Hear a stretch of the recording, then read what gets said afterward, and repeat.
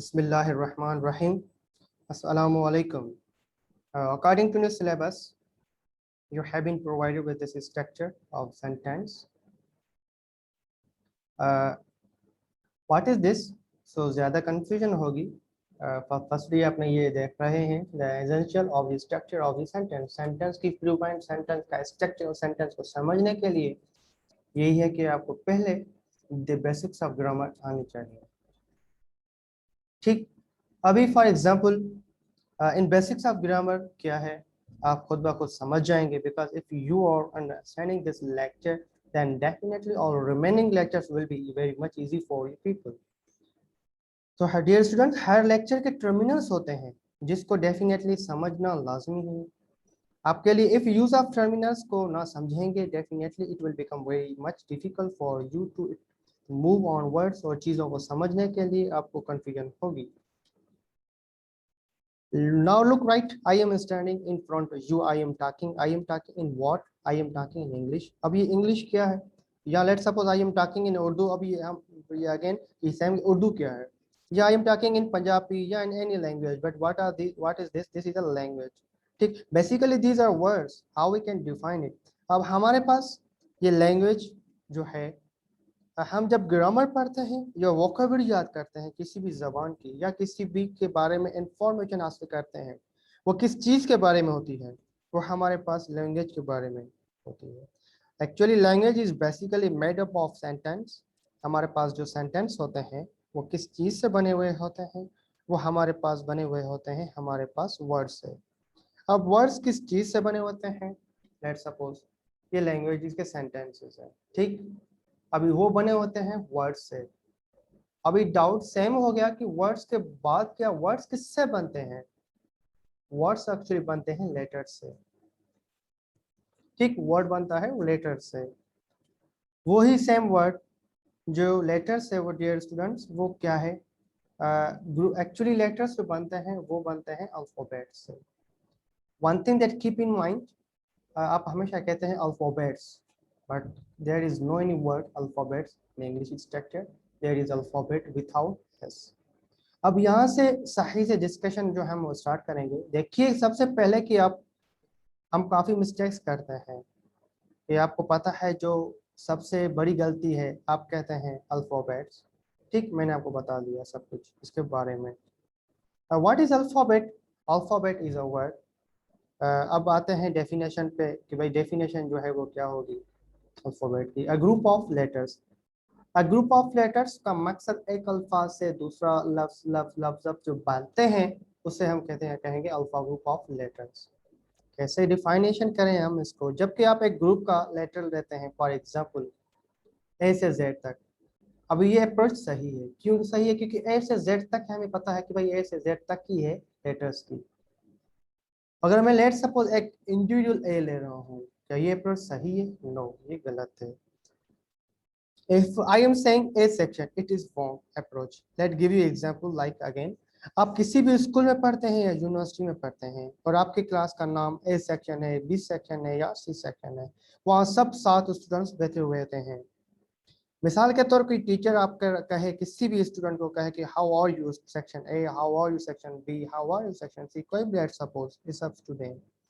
तो उस स्टूडेंट का जो रेस्पॉन्स वहाँ उस माहौल में होगा क्या होगा वो आप जानते हैं कि कहेगा sir I am not section A, yeah, I am not section B, I am not section C, but I have got my name that is Ali, that is Abbas, that is Tamsi, any name. ठीक. In the whole class community जो उसके कहेगा teacher जिससे पूछेगा वही response जो देगा. तो अभी इसमें एक चीज़ है कि जो हमने कहते हैं ना कि भाई अली है या अब ये केस देखें कि उन्होंने क्लास को जो नाम दिया था वो अब एक ग्रुप के क्लास को दिया था मगर हर स्टूडेंट को नहीं दिया था, स्टूडेंट के ग्रुप को दिया था. अगर हम उस ग्रुप के इंडिविजुअल स्टूडेंट्स को देखेंगे तो वो सेपरेट नाम होंगे. किसी के पास भाई अली होगा जो मैंने आपको नाम बताए हैं, किसी का माहिर मोहम्मद होगा, क्या होगा जो भी होगा. ठीक. तो सेम केस ऑफ अल्फाबेट. हमारे पास अल्फाबेट के अंदर क्या होते हैं वो लेटर्स होते हैं. लेकिन हम अब इसको एक एक कर लेंगे फिर हम उसे क्या कहेंगे. ठीक. फॉर एग्जाम्पल मैं लेटर्स की एक अप्रोच दूँ आपको. ठीक, अभी ये हमें लेटर्स पे मैंने 2 पॉइंट ऑफ दिए कि लेटर्स के अंदर वो कैसे बनते हैं, जो हमें बताया गया है कि भाई letters, word, sentence, language and alphabets.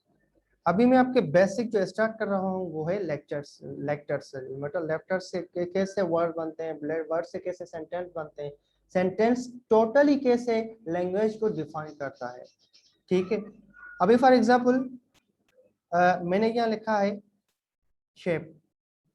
अब ये शेप क्या है, इसका ताल्लुक क्या है, इसका एविडेंस क्या है, इसकी इंफॉर्मेशन क्या है, तो कीप इन माइंड। अब एक लेटर के दूसरे लेटर से जो 2 चीजों से डिफर है, एक चीज याद रखिएगा, जो लेटर्स होते हैं हमारे पास A to Z तक या अलग से ये तक जो भी लेटर्स होते हैं, उस हर एक लेटर की एक एक इंडिविजुअल साउंड और शेप होते हैं। मतलब वो 2 चीजों पे डिफर है, एक हमारे पास है शेप के बेस पे और दूसरा होता है हमारे पास साउंड के बेस पे। अब ये तो कंफ्यूजन हो गई कि भाई लेटर्स 2 शेप पे कैसे बना हो गए, एक शेप के बेस पे एक साउंड के बना बेस पे, ये कैसे। तो लिहाजा एक चीज याद रखिएगा, मैंने एग्जांपल आपको दिया हुआ है, यहाँ मैंने लिखा ABC। इसका मकसद एग्जांपल जो मैंने दिया है इसका क्या मीनिंग है, इसका मीनिंग ये है कि मैंने आपको एग्जांपल दिया है कि शेप और साउंड को समझने के लिए कि भाई शेप के बेस पे हम आइडेंटिफाई, हाउ विल आइडेंटिफाई कि भाई शेप के बेस से डिफर है और ये साउंड के बेस से भी डिफरेंट डिफरेंट है। ओके, अभी यहाँ मैंने लिखा है let protect to yourself ABC। अभी तीनों का शेप भी डिफरेंट है मगर साउंड भी डिफरेंट है। तो जो शेप के बेस पे लेटर्स होते हैं वो होते हैं अकॉर्डिंग टू 26 और on the basis of sound 44। For example I will give you examples like मैंने लिखा ऊपर टी और नीचे लिखा है डेट। अभी जो फर्स्ट है टी है, लास्ट में भी टी है, ऊपर भी टी है, मगर यहाँ हमें आइडेंटिफाई करना है कि भाई शेप पे बेस है रियली 26 है या साउंड पे बेस है 44। यहाँ है डेट, डेट, डेट मीन्स दाल और टे का दे रहा है, मतलब साउंड दोनों एक ही वर्ड में 2 जगह पे टी डिफरेंट साउंड्स दे रहा है मगर शेप भी सेम है, मगर साउंड्स डिफर है। डे डे डे टेट नहीं कह सकते, क्यों, क्योंकि पहले जो है डे वो लास्ट में टे।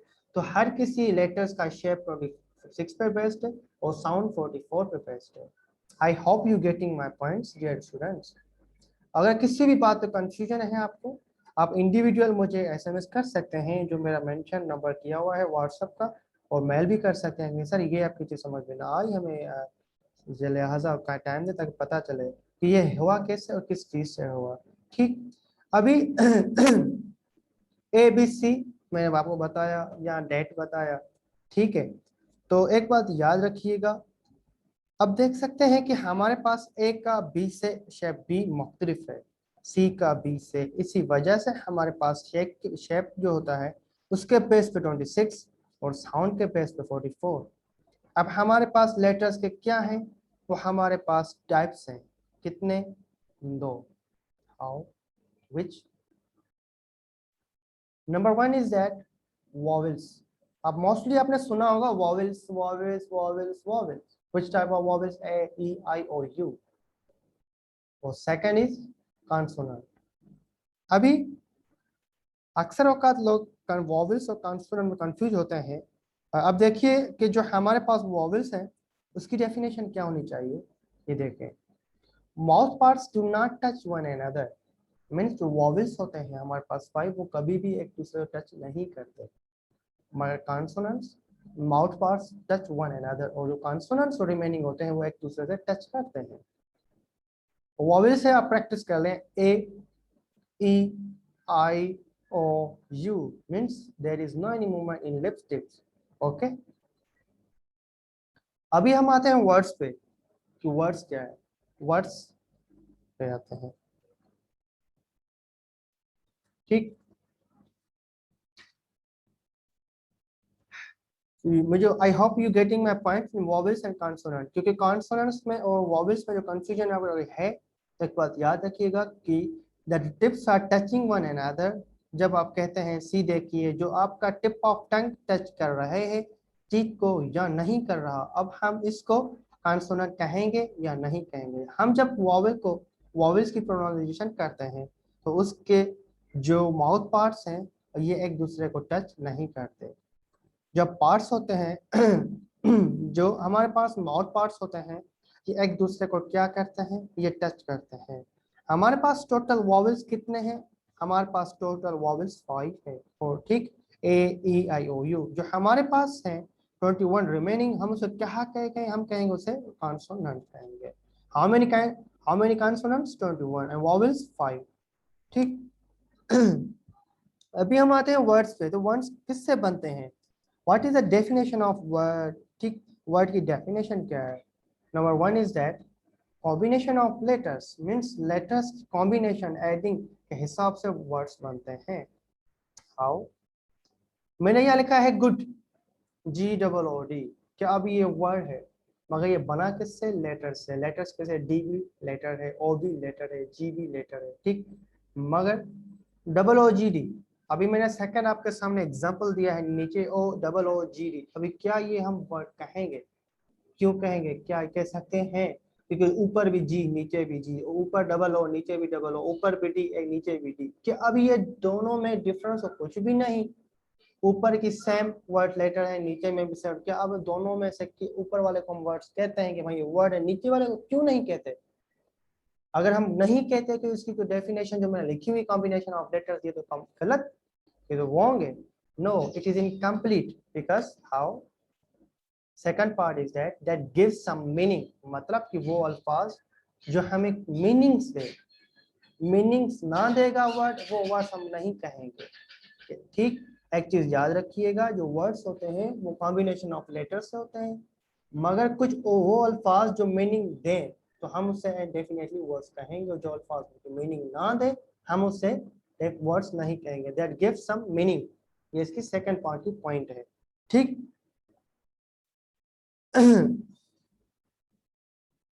अभी आते हैं हम इसके काइंड्स पे, वर्ड्स के, कि भाई वर्ड्स के कितने काइंड्स हैं, टाइप्स हैं।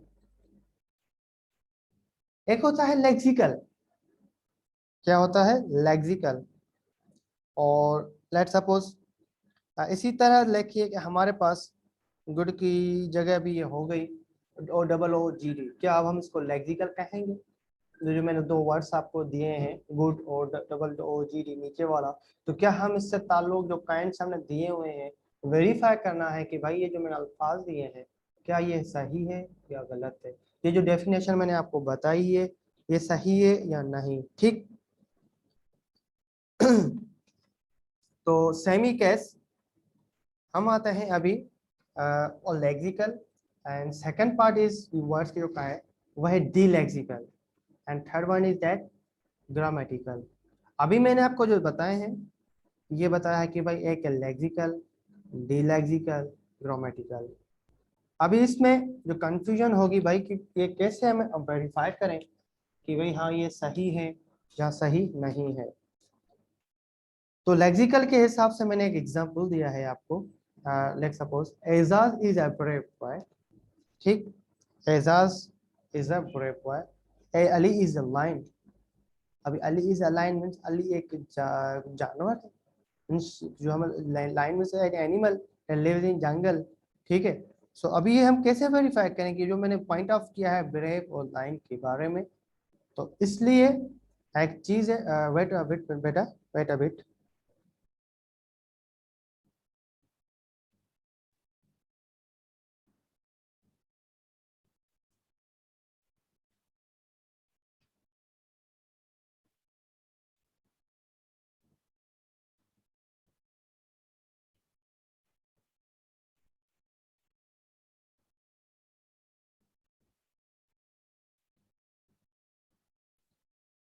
सॉरी बेटा, यहाँ मैंने लिखा Ejaz is a brave boy, और सेकंड सेंटेंस में जो लिखा है अली इज अ लायन, मतलब एजाज एक बहादुर लड़का है और अली एक बहादुर की तरह है। ठीक, अब पहले वाले सेंटेंस की मीनिंग जो लिख बताई मैंने आपको, ठीक, और दूसरे वाले की कि भाई एक जानवर है, तो हम इस लाइन की यहाँ जो क्वांटिटी को क्वालिटी को की बात कर रहे हैं। ठीक, एजाज हमारे पास क्या है, वो ये एक बहादुर है। अब जो ये ब्रेव आया है, यूज किया हुआ है, जो हम इसको क्या कहेंगे और किस सेंस में यूज किया हुआ है, हमने उससे डिक्शनरी व्हाट?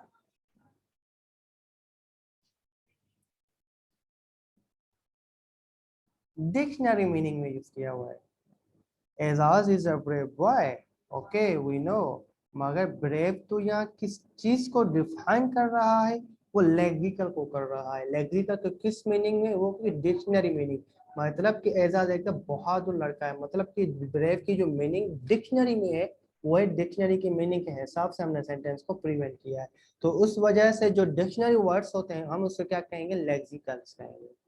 ठीक, जो वो अल्फाज जो ग्राम डिक्शनरी में होते हैं, जो डिक्शनरी में मीनिंग हमें देते हैं कि भाई बहादुर है, या ये एक लड़की है, ये लड़का है, या ये एक अल्फाज जो भी देते हैं मीनिंग डिक्शनरी में होते हैं, हम उसे लेक्सिकल कहेंगे। अभी सेकंड जो लिखा है अली इज अ लाइन, वो हमारे पास क्या होगा? डिलेक्सिकल। डिलेक्सिकल का पर्पस एसोसिएटिव सेंस, मतलब एक सेंस की तरह हमने यूज किया है कि हम किसी को बता रहे हैं कि भाई अली इसके तरह है। ये नहीं कि अली उस जैसा है, नो, उस तरह से मतलब किसी को डिफाइन करते हैं कि भाई ये लड़का यार उस जैसा है, मतलब एक बहादुर है, ये एक शी ताकतवर एक लड़का है, जो उसके पॉवर्टी है, जो उसके रेजिस्टेंस है वो ज्यादा है। ठीक, आई hope you getting my point. Have you any conflict issue in the my lecture, then you suddenly to inform me. I will try to provide you a very professional answer that will be a very wonderful for to you. Okay, अभी मैंने second example दिया, he is stupid. Same issue हो गया हमारे पास कि भाई ही क्या है, हमारे पास सब्जेक्ट है, ही इज क्या वर्ब है, स्टूपिड क्या एडजेक्टिव है, मगर ही इज अ डंकी। अब तो ये बहुत इशू कंफ्यूजन हो गया कि ऊपर वाले में हमें तो बता दिया कि भाई ये एसोसिएशन में है, ये डिक्शनरी मीनिंग में, नीचे वाले का क्या पर्पस है, हम इसको कैसे कहेंगे। तो एक बात याद रखिएगा, जो एसोसिएट सेंस होते हैं वो का मकसद क्या होता है कि वो बहुत चीजों को साथ हमें मीनिंग को एसोसिएट करता है। For example he is a stupid, और हम कहते हैं कि ही इज अ डोंकी। अब हमारे पास डंकी क्या है, ये भी सेम स्टूपिड की भी एग्जाम्पल समझते हैं। अब यहाँ जो स्टूपिड है वो लेक्सिकल वर्ड है, मगर जो यहाँ पर डोंकी वर्ड है इसको हमने एसोसिएटिव सेंस के यूज में किया है। इस वजह से हम इसे क्या कहेंगे? हम उसे डी लेक्सिकल वर्ड कहेंगे। लेक्सिकल और डी लेक्सिकल में डिफरेंसेस बिटवीन क्या है? तो एक चीज याद रखिएगा, जब हम किसी को देखते हैं या ग्रामेटिकल में, हम उसकी मीनिंग को नहीं देखते, मगर बल्कि हम ये देखते हैं कि ये कौन से पार्ट्स ऑफ स्पीच से बिलोंग करते हैं। हमारे पास टोटल पार्ट्स ऑफ स्पीच 9 है। हम देखते हैं फॉर एग्जांपल यहाँ पर है ही, हमारे पास क्या है, वो प्रोनाउन है, और इज वर्ड भी है, और जो वर्ड स्टूपिड है वो एडजेक्टिव है। ठीक, अब एडजेक्टिव तो यहाँ पर इसकी मीनिंग को नहीं देख रहे, फिर किसको देख रहे हैं? बल्कि हम सिर्फ और सिर्फ इसको देख रहे हैं कि हमारे पास ही प्रोनाउन है और नाउन।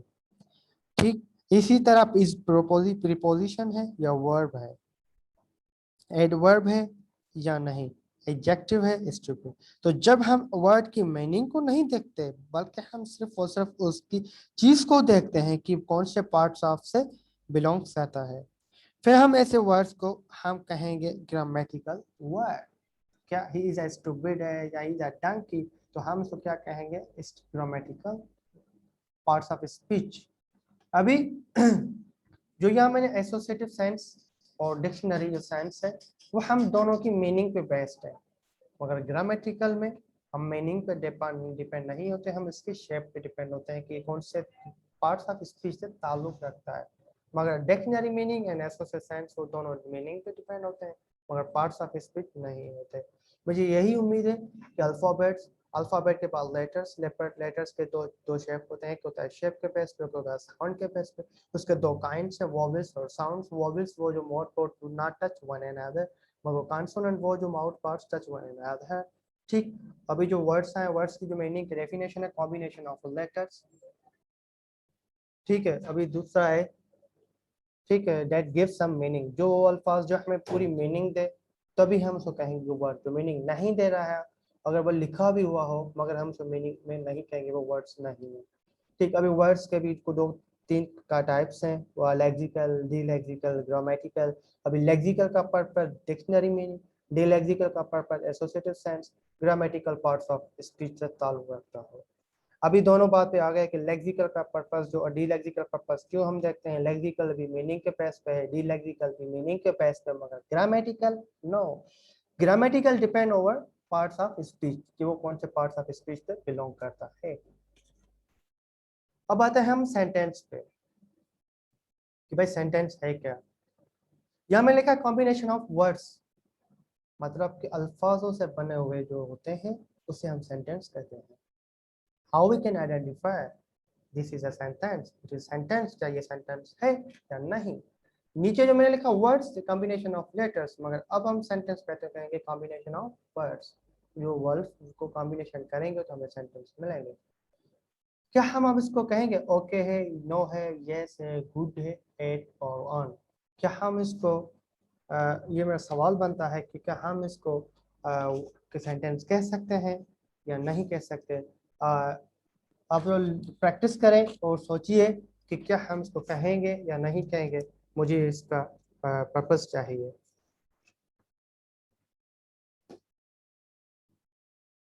ठीक है। मैं एग्जांपल आपको दूं, ही इज अ स्टूपिड। ठीक है, अभी अब काउंट करते हैं। ही है number 1, is 2, 3, stupid is 4। 1 2 3 4 words के कंट्रीब्यूशन है यहाँ सेंटेंस में। जो मैंने यहाँ नीचे एग्जांपल आपको मैंने दिया हुआ है, he is stupid 1 2 3। ठीक, अभी जो he is a donkey है, you can see कि it is a combination of words that why you said it is a word, it is a sentence। मैं लिखता हूँ okay, no, yes, good, at, on, जो मैंने ये आपको ऊपर दिया हुआ है, ओके है, no, yes, good, at, on. अब यहाँ पर हमारे पास कितने हैं, 1 2 3 4 5 6 वर्ड्स आए हैं, मगर क्या है इन 6 वर्ड्स को सेंटेंस कहेंगे या नहीं कहेंगे, मुझे इसका रेस्पॉन्स आपके मेल पे या आपको मुझे टेक्स्ट करें कि जो भी मैंने वर्ड्स लिखे हुए हैं क्या हम इसको वर्ड्स कहेंगे या नहीं कहेंगे। ठीक है, अगर नहीं कहते या नहीं कहेंगे तो वो तो गलत हो गई कि भाई एक्चुअली कहेंगे भाई combination of words, one word से कॉम्बिनेशन होते हैं, जो ये 1 और 2 1 2 1 ये बने हुए हैं, क्या ये सही है या गलत। सो ये semi sense it is incomplete, ये डेफिनेशन हमारी गलत नहीं है, वो क्या है, इनकम्प्लीट है। कैसे इनकम्प्लीट है, that gives a complete mean sense. वो सेंटेंस, वो जुमले बने हुए वर्ड से, अल्फाजों से जो हमें किसी न किसी की सेंस की meaning they, then we definitely we can say sentence। मतलब वो अल्फाजों से बने हुए जुमले जो हमें एनी हाउ मीनिंग दे, तभी हम कहेंगे हाँ भाई ये सेंटेंस है। I hope you haven't any doubt in this sentence की देन डेफिनेशन पे। अभी मैं एक एग्जांपल लूं कि डिवाइड करते हैं सेंटेंस के 2 टाइप्स पे। किसके 2 टाइप्स पे, कैसे देखें। हर चीज के 2 काइंड्स होते हैं, 2 पार्ट्स होते हैं। मैंने आपको 2 पार्ट्स बता दी, अभी काइंड्स पे आते हैं, टाइप्स के। अभी सेंटेंस 2 चीजों पे डिपेंड करता है, एक होता है टाइप्स, ठीक है, और दूसरा डिपेंड है काइंड्स। मतलब सेंटेंस के 2 चीजों पे डिपेंड ज्यादा करता है, एक होता है टाइप्स पे और दूसरा होता है काइंड्स पे। हम कैसे वेरीफाई करें कि भाई टाइप पे डिपेंडेंट है या ये काइंड्स पे डिपेंडेंट है, क्योंकि मैंने डेफिनेशन जो लिखी हुई है, those words combination of words that gives a complete sense, जो हमें पूरी कॉन्फिडेंस मतलब complete meaning they, sense they, तभी हम उसे कहें कि हाँ भाई ये सही है या ये गलत है। ठीक है, अभी हम इस हमारे पास 2 तरह के एंगल्स आते हैं, जो मैंने आपको बताया कि भाई एक है टाइप्स और दूसरा है काइंड्स। तो जो टाइप्स होते हैं हमारे पास वो होते हैं स्ट्रक्चर के बेस पे। किसके बेस पे, स्ट्रक्चर। अभी सेंटेंस के काइंड्स कितने हैं, 2। कि कौन से टाइप्स और काइंड्स। अभी टाइप्स किस पे डिपेंड करता है, स्ट्रक्चर पे। किस पे, स्ट्रक्चर पे। क्यों करता है वो आपको मैं बताऊंगा। अभी काइंड्स किस पे डिपेंड करता है, वो करता है मीनिंग पे। ठीक है, अभी जो यहाँ सेंटेंस के दो काइंड्स हैं, ठीक है, अभी एक है टाइप्स और दूसरा है काइंड्स। मगर टाइप्स डिपेंड करता है स्ट्रक्चर पे और काइंड्स करता है मीनिंग पे। अभी ये मीनिंग क्या है और स्ट्रक्चर क्या है, इस दोनों पे डिफरेंस जो होगा वो हम सेंटेंस के स्ट्रक्चर और प्रीवेंट को देखेंगे, तब ही समझ आ जाएगा कि हाँ भाई ये सही है या गलत है। किसी से जो ये एग्जांपल दिया हुआ है गुड और नीचे दिया हुआ है जो डबल ओ जी डी, अब इस दोनों का एग्जांपल लें, या इसका लें ही इज स्टूपिड, या ही इज अ डोंकी, या Ejaz is a brave boy, या अली इज अ लाइन। अब ये जो मैंने एग्जांपल आपको दिए हुए हैं इसको वेरीफाई करें, आइडेंटिफाई करें और देखें कि क्या ये जो टाइप्स और काइंड्स और मीनिंग और स्ट्रक्चर के शेप में है, क्या ये सही है या गलत है। अभी आते हैं कॉम्बिनेशन ऑफ वर्ड्स, कि ये भाई कॉम्बिनेशन ऑफ वर्ड्स को हम क्या कहते हैं, सेंटेंस कहते हैं। और दूसरा है इनकम्प्लीट मीनिंग, जो दे वो है वर्ड।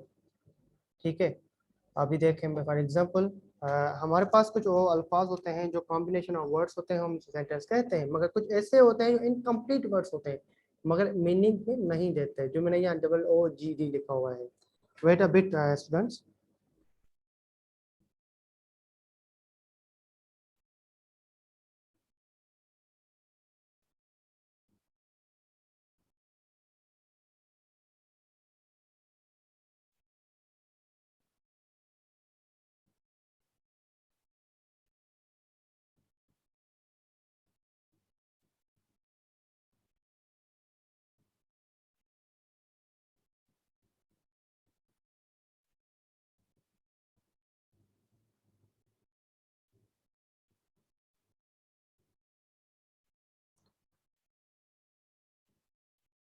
अभी मैंने जो लिखा है वह कॉम्बिनेशन ऑफ वर्ड्स, ये क्या है, sentence.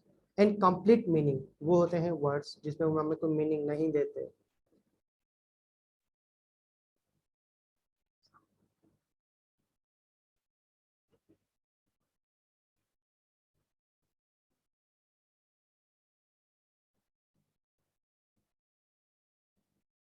Wait a bit students.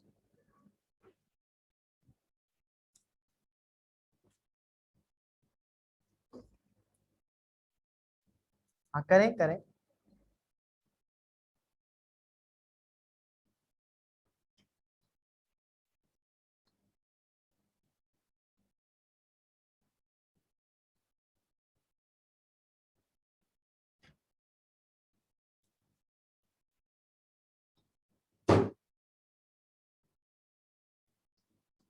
ठीक है, अभी जो पॉइंट नंबर वन है कॉम्बिनेशन ऑफ वर्ड्स में सेंटेंस, जो सेकंड इज इनकम्प्लीट मीनिंग जो होते हैं।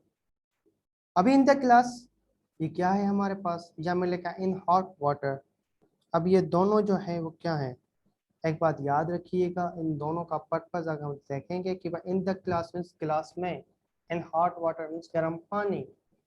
मगर एक हमारे पास होता है फ्रेज और सेकंड इज इडियम्स। अभी फ्रेज और इडियम्स का पर्पस डिफरेंस क्या है, मैंने जो यहाँ लिखा हुआ इन द क्लास इस क्लास में, इन हॉट वाटर इस गर्म पानी। अभी यहाँ मैंने लिखा है फ्रेज और इडियम्स। ठीक है, अभी फ्रेज और इडियम्स क्या है, इसको देखेंगे तो हम डाउट में रह जाएंगे भाई, फ्रेजेस हम जानते हैं, आई hope you getting my points, and आपको पता होगा कि फ्रेजेस क्या है और इडियम्स क्या है। तो पहले आते हैं फ्रेजेस पे।